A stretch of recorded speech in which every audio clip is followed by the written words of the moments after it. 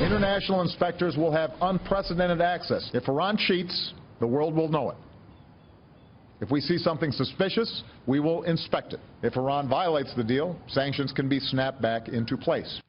A prominent think tank published a report that shows the U.S. and other world powers gave Iran a secret backdoor to evade restrictions so that the nuclear deal could be closed. So apparently the exemptions were made in secret in order to help Iran meet the deadline and get relief from economic sanctions. According to the report, and I'm quoting the report, the exemptions or loopholes are happening in secret, and it appears they favor Iran. One key, how much uranium the country will be allowed.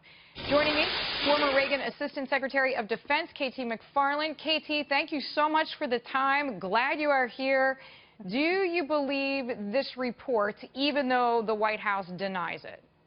Yeah. Look, it's done by a very well-respected man who used to be on the International Atomic Energy Agency. His name is David Albright, and he's renowned and he's respected by all sides of the political aisle and as a real expert. He said a couple of things. Number one, there was a secret deal, a secret side deal. The administration said, no, there were never any secret deals. Well, now they've been caught, and so what they've said is, well, Congress, we actually sent it to you, maybe you didn't notice. And so then the Congress has then come back and said, well, okay, what was in this secret side deal?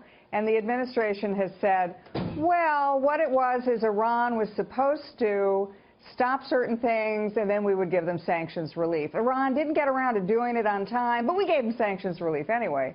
And then, Deirdre, to me, there's a third issue, which is we bet everything on this Iran deal. The administration, the president, Secretary Clinton, Secretary Kerry gave Iran everything they wanted and more because they hoped that we would have a good relationship with Iran going forward. And that's absolutely not what's happened. In fact, just the opposite. Iran is buzzing our ships, taking American sailors prisoner, taking hostages. Unfortunately, you told me this, I think, 8 months ago. You said in the last months of the Obama presidency, every single bad actor is going to come out of the walls and push our limits because we haven't made some parties respect us or our position in the world. Trump supporter, retired Lieutenant General Mike Flynn put out this statement. He actually says it's now clear exactly what you just said, KT. President Obama gave away the store to secure a weak agreement full of loopholes that ultimately never blocks Iran from getting nuclear weapons. Hillary Clinton's continued support of this dangerous deal shows just how bad her judgment really is. Aside from the politics of this, how long before Iran has a functioning nuclear weapon arsenal? All right, you need three things for a nuclear weapon. You need uranium. You need the material to make a bomb. You need to have a blueprint to make that bomb. In other words, you need to take that uranium and make it small enough and effective enough that it detonates. And the third thing you need is a missile capable of carrying that nuclear weapon and reaching Europe, reaching the United States. We know they're testing those missiles. We know they've got the uranium, and we know that they probably have the blueprint. So how long does it take them to put it all together?